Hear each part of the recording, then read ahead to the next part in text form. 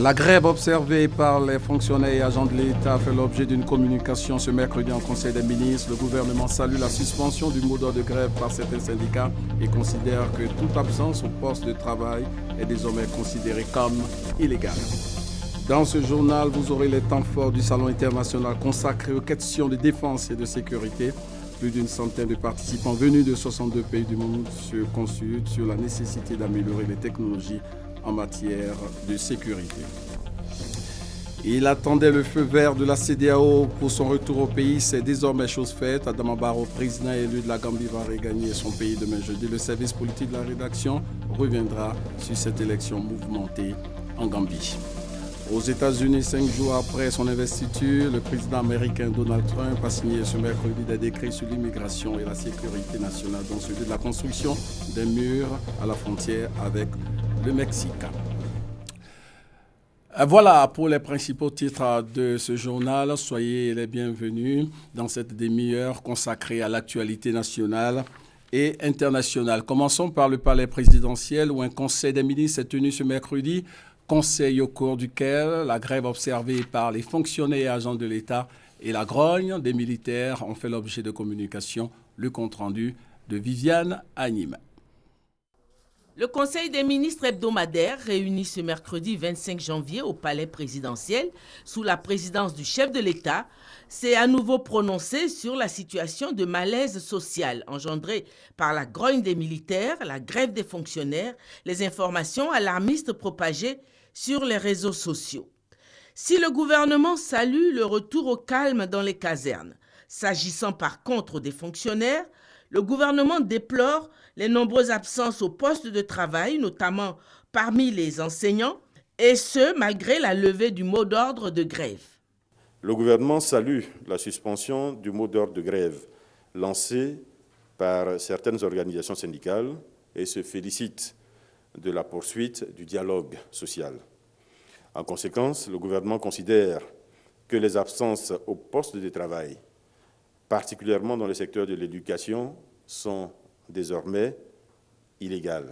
Le gouvernement demande à tout le monde de reprendre le travail et précise que si le travail n'est pas repris ou si les organisations syndicales ne lancent pas un ordre à leur base de reprise du travail, le gouvernement, à l'issue des discussions résiduelles qui sont en cours, prendra acte de la rupture des négociations et ramènera toutes les parties au texte de loi qui régissent notre pays. Le gouvernement, une nouvelle fois, appelle les fonctionnaires et les syndicats de fonctionnaires à faire preuve de modération dans leurs revendications exigeant le paiement par l'État aux fonctionnaires des arriérés d'avancement de 2009 à 2011. Il faut préciser que les salaires étaient bloqués depuis 1988 et n'ont été débloqués qu'en 2014 par le président de la République, par la volonté du chef de l'État, le président de la République. Cette mesure coûte aujourd'hui, en année pleine à l'État de Côte d'Ivoire, 245 milliards de francs CFA. Il faut bien indiquer qu'au moment où se prenait cette décision de déblocage des salaires, un accord avait été obtenu avec les organisations syndicales. Accord qui a fait l'objet d'une attestation du gouvernement que je vous présente ici. Et cette attestation indique clairement que ces organisations acceptaient d'abandonner les arriérés liés au paiement partiel jusqu'en 2013 des mesures actées. Qu'est-ce que cela veut dire concrètement? Quand il y a cet accord en 2014, le chef de l'État accepte de prendre en charge les arriérés depuis sa présence à la tête de l'État de Côte d'Ivoire. Il accepte de prendre en charge les arriérés depuis 2012. Et à la date d'aujourd'hui, tous les arriérés, 2012 jusqu'à maintenant, sont entièrement payés. C'est cette vérité qu'il faut que la population sache. Et qu'au moment où se signait ce document, donc le 5 mai 2014, les syndicats étaient d'accord pour ne plus reparler des arriérés, du stock d'arriérés qui précédait donc 2012. Nous sommes donc tous surpris aujourd'hui de voir ressurgir des questions qui ont déjà été réglées. Le gouvernement adresse par ailleurs une mise en garde aux auteurs de SMS alarmistes sur les réseaux sociaux. Le gouvernement a relevé que depuis quelque temps, des SMS alarmistes sont envoyés à tout le monde en vue de troubler la quiétude de nos concitoyens. Des informations fausses sont répandues dans la presse. Des SMS, évidemment, alarmants sont envoyés à tout le monde. Tout cela pour créer une situation de trouble chez les populations. Le gouvernement tient à mettre en garde les auteurs de SMS. Chaque fois que nous le disons à l'avance, on ne nous entend pas. Le jour où il y aura des personnes arrêtées, on va commencer à dire « oui, on a arrêté des gens, il faut les libérer ». Donc, nous préférons, actuellement où personne n'a encore été arrêté de ce fait-là, nous préférons attirer l'attention sur le fait qu'il est possible de remonter à certains des auteurs de ces SMS. Et dans le cas où certains seraient pris, c'est la rigueur de la loi qui s'appliquera. L'autre actualité qui a focalisé l'attention du Conseil des ministres concerne les conclusions du groupe de travail sur les entreprises d'agro-business. Le gouvernement s'est prononcé. Il est important que nos populations sachent que tout ce qui est trop beau, malheureusement, n'est pas réaliste. Tout ce qui est trop beau doit cacher quelque chose. On ne peut pas promettre 1000% de retour sur investissement et penser que cela est réalisable. Si c'était le cas, les taux bancaires ne seraient pas au niveau où ils sont aujourd'hui. Donc, il faut que nos populations comprennent cela, que le gouvernement invite les autorités judiciaires, d'une part, à accélérer les procédures en cours en vue du remboursement des souscripteurs, dans la mesure du possible, j'insiste bien sur dans la mesure du possible, et sur la base du capital investi. C'est la priorité du gouvernement.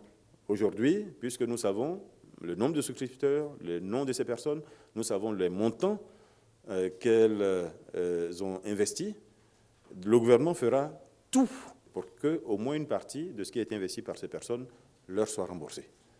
Le Conseil a adopté une communication relative à la participation de la Côte d'Ivoire au 28e sommet des chefs d'État de l'Union africaine. Le vice-président Daniel Kablan-Duncan représentera le président de la République à cette rencontre de haut niveau prévue se tenir ces 29 et 30 janvier à Addis Abeba. L'État a donc décidé de geler les comptes des maisons de souscription d'agro-business afin donc d'assainir ce milieu. Une décision qui a évidemment provoqué des grincements de dents au niveau des souscripteurs. Ils n'ont pas voulu garder sous silence leur désir de se faire rembourser. Les négociations sur la grève des fonctionnaires et agents de l'État sont donc poursuivies cet après-midi au ministère de la fonction publique et de la modernisation de l'administration. Le dialogue direct, on peut le dire ainsi, a eu lieu entre responsables syndicaux et représentants du gouvernement. Grace Kando. Atmosphère conviviale et détendue entre gouvernement et syndicats ce mercredi au ministère de la fonction publique et de la modernisation de l'administration.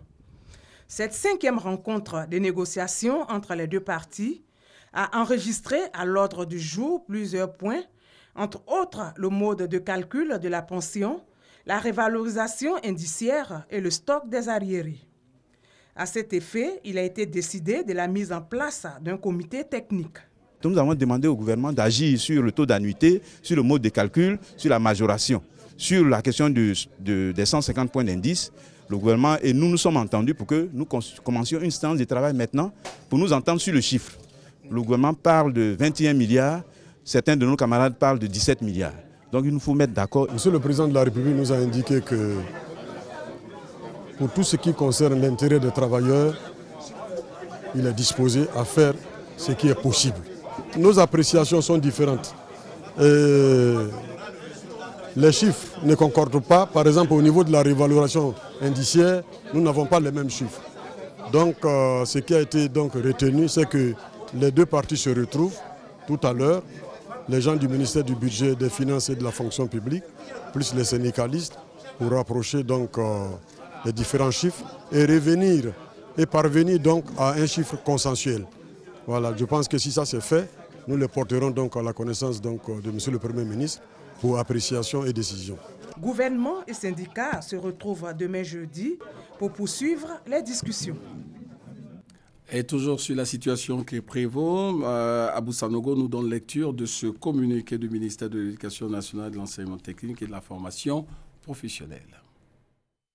Depuis le mardi 25 janvier 2017, des individus mal intentionnés font circuler des messages dans lesquels Madame le ministre de l'Éducation nationale, de l'enseignement technique et de la formation professionnelle instruirait des responsables des établissements scolaires de la zone de Cocody et de Biétry à suspendre les cours jusqu'au 27 janvier 2017 pour ne pas s'exposer à la violence.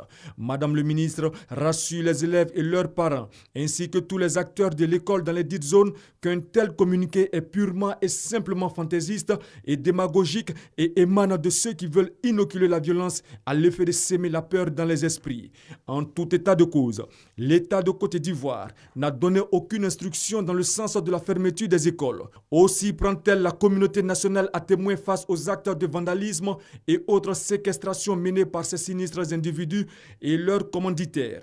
Madame le ministre rassure toutes et tous que les dispositions ont été prises par le gouvernement pour assurer la sécurité des écoles, des élèves et des locaux. Les coupables des manœuvres suscitées se rendent coupables d'actes répréhensibles que même la situation de grève des fonctionnaires ne peut justifier.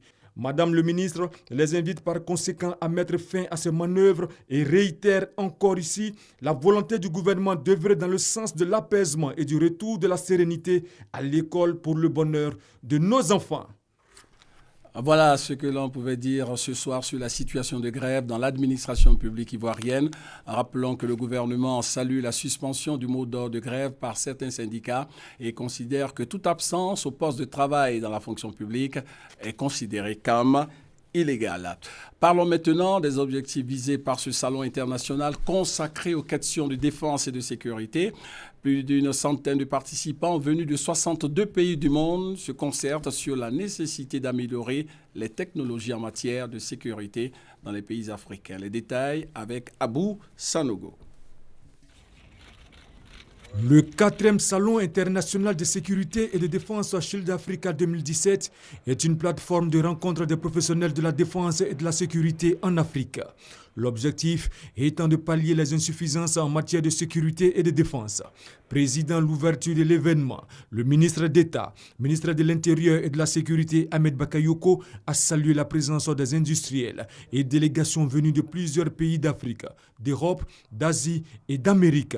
La force d'un pays, ce n'est pas l'actualité d'un jour ou d'une semaine. Ce sont des piliers plus solides. Et les fondamentaux de la Côte d'Ivoire demeurent solides. Et sur l'instruction du président, nous travaillons à apporter des solutions durables. Ce que l'investisseur regarde, des grands investisseurs, c'est la confiance durable. Face aux menaces sécuritaires, Ahmed Bakayoko appelle à la vigilance. Nous ne devons pas perdre de vue la menace sécuritaire, qui est une réalité. Les événements récents à Gao, au Mali, nous interpellent à plus de vigilance. Donc j'invite nos forces à redoubler de vigilance pour faire face à ce vrai défi du siècle nouveau. C'est pourquoi nous travaillons à ce qu'on appelle l'identifiant unique en Côte d'Ivoire. Faire en sorte que tout individu sur notre sol soit rattaché à un numéro, à une adresse, à une photo, à une empreinte. Plus de 120 prestataires exposeront durant ces 4 jours sur les avancées technologiques en matière de sécurité et de défense. Dans l'actualité également, cette tournée de sensibilisation effectuée par le chef d'état-major général des armées dans les différentes unités des forces armées de Côte d'Ivoire, le général Touré Sekou, s'est rendu dans les casernes pour appeler les troupes à l'apaisement, mais surtout à la discipline au sein de l'armée ivoirienne. Abou Sanogo, encore sollicité. L'objectif de la tournée du chef d'état-major général des armées dans les casernes est de rapprocher la hiérarchie militaire de la troupe, relever ses préoccupations et surtout voir les conditions de travail des soldats. Ils se sont parlé sans faux fuyant des problèmes qui minent les forces armées de Côte d'Ivoire. Avec la haute instance de l'armée, les militaires ont échangé sans intermédiaire, voulant des réponses aux problèmes d'avancement, mais surtout de primes. En ce qui concerne les avancements, le général de division Sékou Touré a affirmé que des mesures sont prises pour la régularisation des grades et qu'un accord avait déjà été trouvé lors des négociations du ministre chargé de la Défense Alain Richard Donvaï avec les soldats à Bouaké. Par ailleurs, des démarches ont été menées par la hiérarchie des armées qui a jugé que pour une meilleure compréhension, il faut rencontrer les différentes parties. Ainsi, dans tous les états-majors, le général de division Sékou Touré et son adjoint le général de brigade Lassina Doumbia ont échangé avec l'ensemble des militaires. L'objectif est d'apaiser les uns et les autres et les instruire sur la valeur d'unité qui doit prévaloir au sein des armées.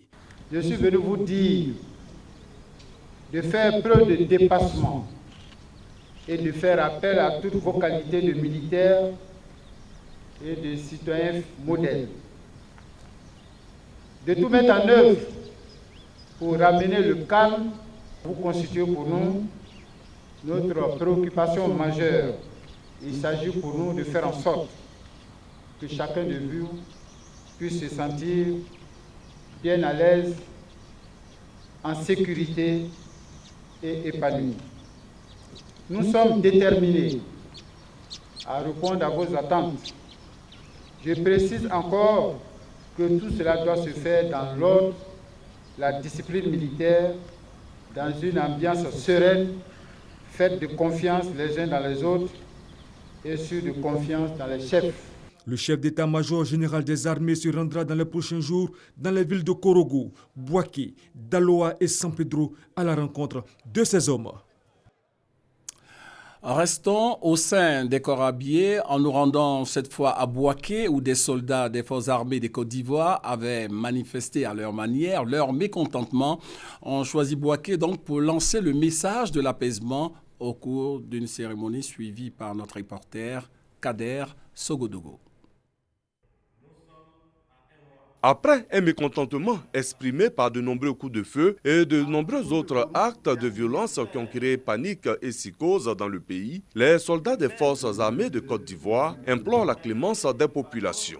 Je voudrais, au nom de mes camarades, demander pardon pour nos manquements à la discipline militaire. Nous prenons ainsi l'engagement de nous mettre aux ordres de la hiérarchie militaire et d'intégrer désormais en nous les grands principes qui fondent les armées, à savoir la discipline, l'obéissance, l'honneur, l'éthique, le respect de soi et d'autrui.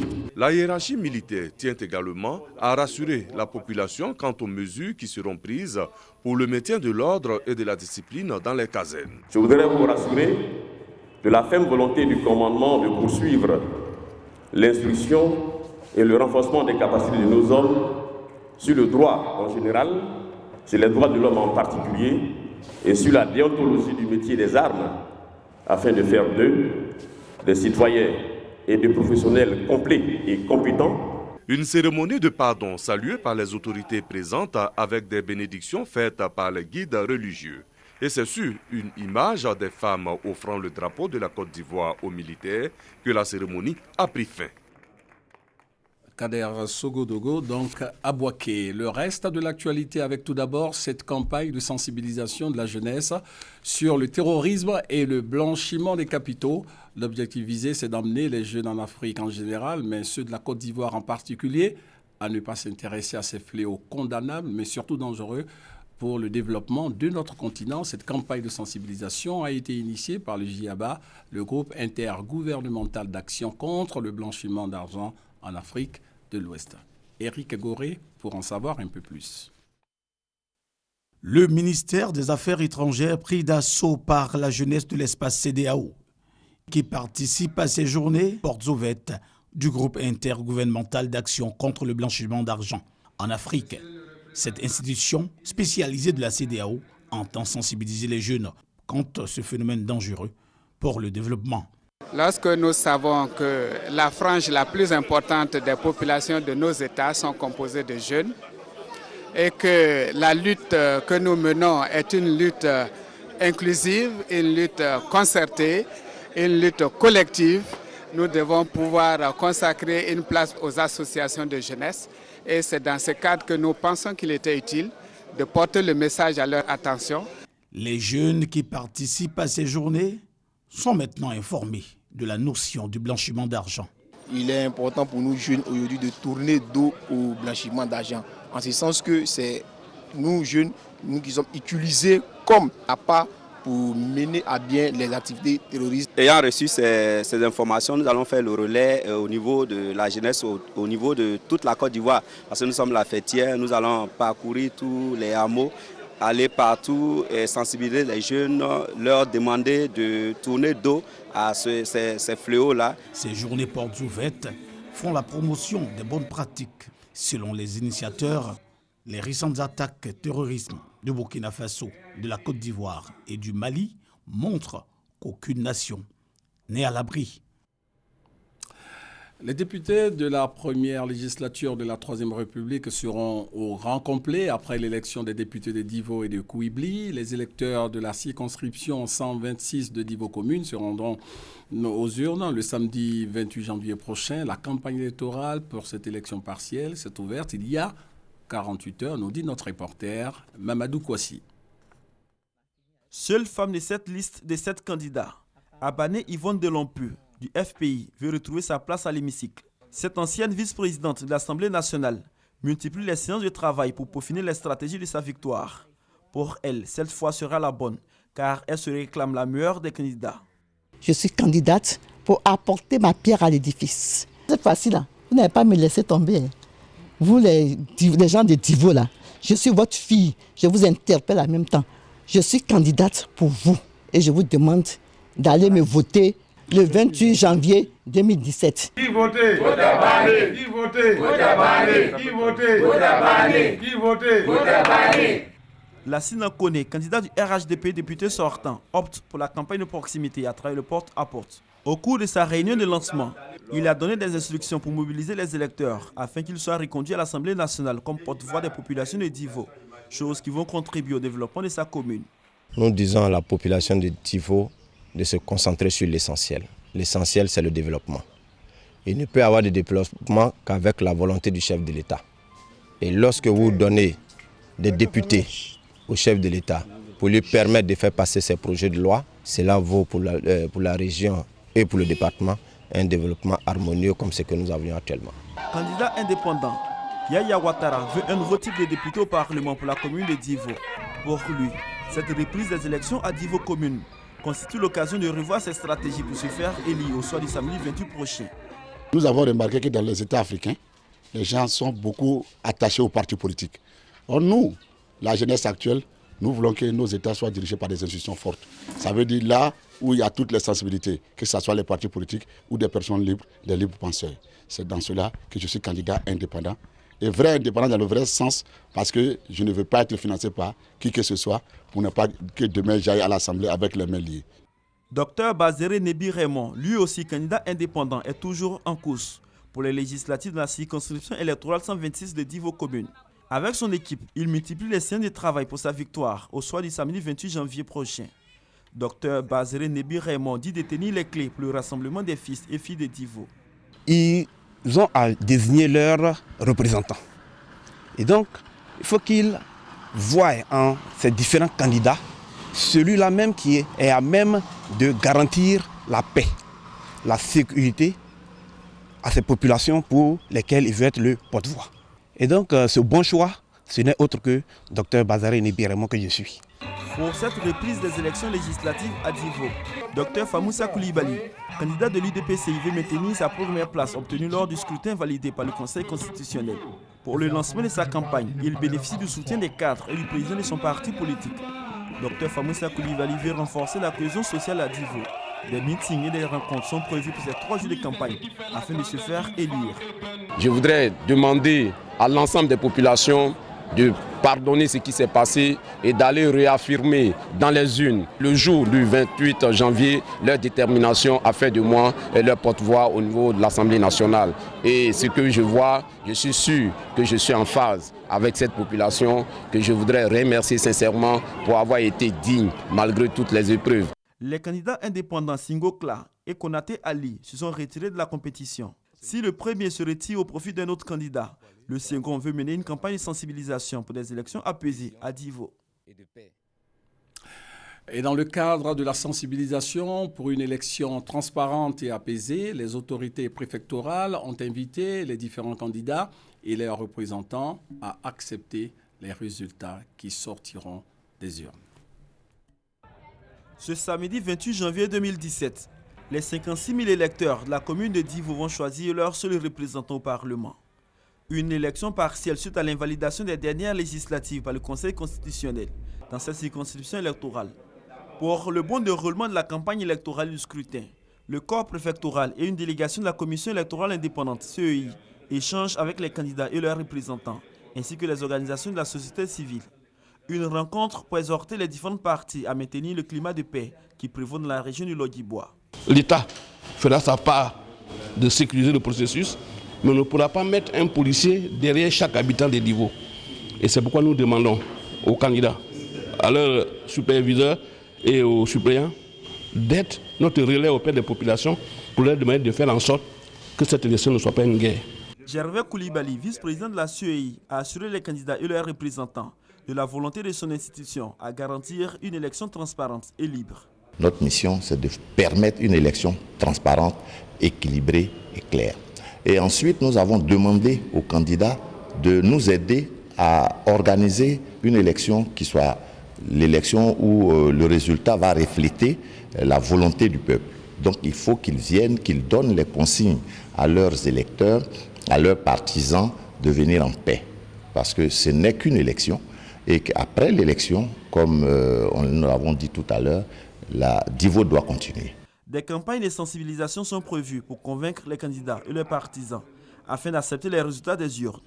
Pour cette élection partielle, ils sont 5 candidats sur les 7 inscrits qui vont compétir officiellement, puisque les 2 autres se sont retirés de la course. Voilà, c'était le volet politique de ce journal. La FAO, l'Organisation des Nations Unies pour l'alimentation et l'agriculture, a procédé à la restitution des résultats du projet Initiative Croissance Bleue. Ce projet vise entre autres la conservation des ressources aquatiques renouvelables. Direction le ministère des Ressources animales et halieutiques avec notre reporter Ami Sissoko. Les ressources marines ne sont pas inépuisables. Il faut donc les protéger selon la FAO, l'Organisation des Nations Unies pour l'alimentation et l'agriculture. Elle initie alors le projet Initiative Croissance Bleue en 2015. La croissance bleue consiste à mieux tirer parti du potentiel des océans, des mers et des côtes pour une qualité de vie durable. La FAO outille à cet effet le ministère des Ressources animales et halieutiques en vue de son application. La Côte d'Ivoire s'est inscrite dans une stratégie de croissance bleue pour de l'économie bleue. L'initiative ici, premièrement, c'est de sensibiliser les autorités nationales aux objectifs et à l'intérêt de continuer dans ce sens-là.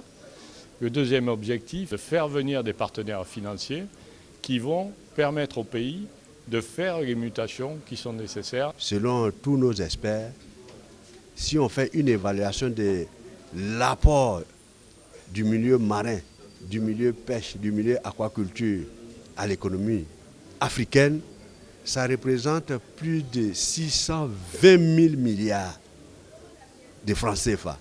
Si nous arrivons à préserver ça et même à l'améliorer avec des projets qui respectent cette nature, c'est bien pour l'avenir.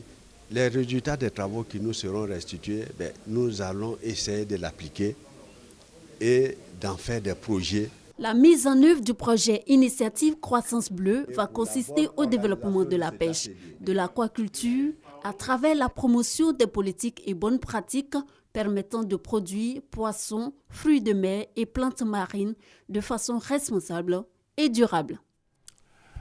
Sachez que les notaires de Côte d'Ivoire veulent se rapprocher davantage des populations à travers une caravane. Une caravane pour expliquer les avantages de la consultation notariale et surtout sensibiliser les populations ivoiriennes sur ce que les notaires, ces officiers ministériels professionnels du droit, appellent la sécurisation juridique. Explication Malika Koulibaly. Le notaire, un nom qu'on entend très souvent. On lit ses activités au droit, mais peu d'entre nous savent exactement qui il est en réalité. Je ne connais pas le travail qu'il faut faire les notaires. Notaires, je ne sais pas quel travail ils font exactement, mais j'attendais parler d'eux. Afin d'expliquer et faire connaître le secteur, la Chambre des notaires de Côte d'Ivoire a décidé d'aller au plus près des populations à travers une caravane. On ne maîtrise pas la sécurité physique, parce que celle-là ne dépend pas de nous. Mais la sécurité juridique, en l'occurrence, on peut la maîtriser, la contrôler.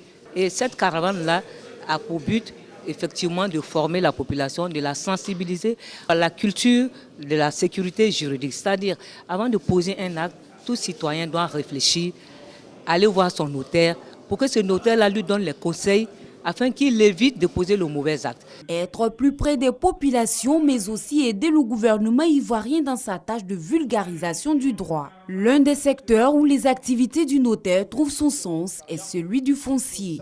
Le vaste programme que nous avons lancé, qui est le programme présidentiel des logements sociaux, suscite des conseils auprès de nos souscripteurs.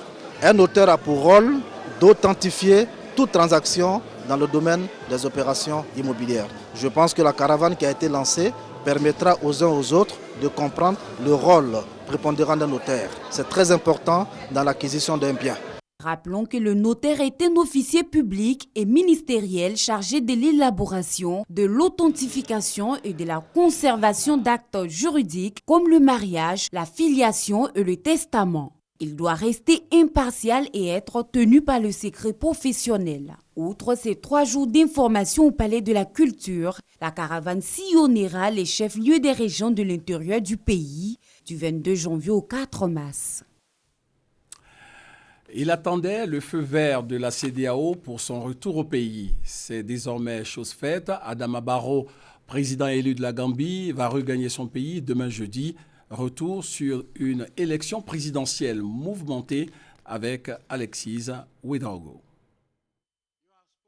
2 décembre 2016, au lendemain de la présidentielle gambienne, Yaya Jammeh marque un coup inattendu. Face aux caméras du monde entier, il reconnaît sa défaite et félicite son adversaire Adama Barrow. La nouvelle est saluée au-delà des frontières de la Gambie. L'homme qui traîne un lourd passé de dictateur est acclamé pour sa leçon de démocratie. Une semaine plus tard, coup de théâtre, Yaya Jammeh revient sur sa décision. Il rejette dans leur totalité les résultats de la commission électorale, multipliant les manœuvres pour s'accrocher au pouvoir et contraindre ses adversaires à l'exil. Un volte-face qui restera un mystère dans l'esprit de beaucoup quand certains dénoncent la réaction des opposants qui, à peine reconnus vainqueurs, annoncent vouloir traduire Yaya Jammeh en justice. S'ensuit une longue crise pour le pays, rythmée d'ultimatums de la CEDEAO. À sa tête, le président sénégalais Macky Sall, les allers-retours des médiateurs mauritaniens Mohamed Ould Abdelaziz et guinéen Alpha Condé s'intensifient. Pendant ce temps, à l'ambassade de Gambie à Dakar, Adama Barrow, président élu, prête serment. Une série d'actes qui poussent Yaya Jammeh à revoir ses positions. Le samedi 21 janvier, finalement, il accepte de quitter Banjul, contraint à l'exil par les troupes de la CEDEAO. Un départ sans effusion de sang. Le nouveau président gambien Adama Barrow va rentrer à Banjul ce jeudi. Élu le 1er décembre, il avait été accueilli à Dakar à la demande de la CEDEAO qui craignait pour sa sécurité pendant les derniers jours du mandat. Yaya Jammeh. Un mot sur la première de la gauche en France, le dimanche 29 janvier. L'un d'entre eux, Benoît Hamon, Emmanuel Valls, sera choisi pour représenter le Parti socialiste à l'élection présidentielle. Les électeurs devront donc choisir entre 2 projets aux propositions parfois radicalement opposées. Les 2 candidats sont face à face en ce moment dans un dernier débat télévisé. Le gagnant de cette primaire, candidat officiel du Parti socialiste pour l'élection présidentielle en France, sera face à François Fillon Fillon, investi candidat de la droite et du centre à l'élection présidentielle par son parti Les Républicains. François Fillon a été Premier ministre de l'ex-président Nicolas Sarkozy. Aux États-Unis, 5 jours après son investiture, le président américain Donald Trump a signé ce mercredi des décrets sur l'immigration et la sécurité nationale, dont celui de la construction des murs à la frontière avec le Mexique. Herman Guivet. La locomotive Trump pour les réformes aux États-Unis est bien en marche. Après en avoir fini avec l'Obamacare, le projet de construction d'oléoducs aux États-Unis, Donald Trump s'attaque à un sujet épineux, l'immigration. C'est dans un tweet sur son compte personnel que Donald Trump annonce une grosse journée consacrée à la sécurité nationale. Les États-Unis, pays d'immigration par excellence dans le monde, avec l'arrivée de Donald Trump à la Maison-Blanche, cette réalité devrait bientôt devenir un souvenir dans les pages de l'histoire américaine. La position du milliardaire américain est claire. Les immigrés ne sont pas les bienvenus aux États-Unis, surtout s'ils sont originaires du Mexique.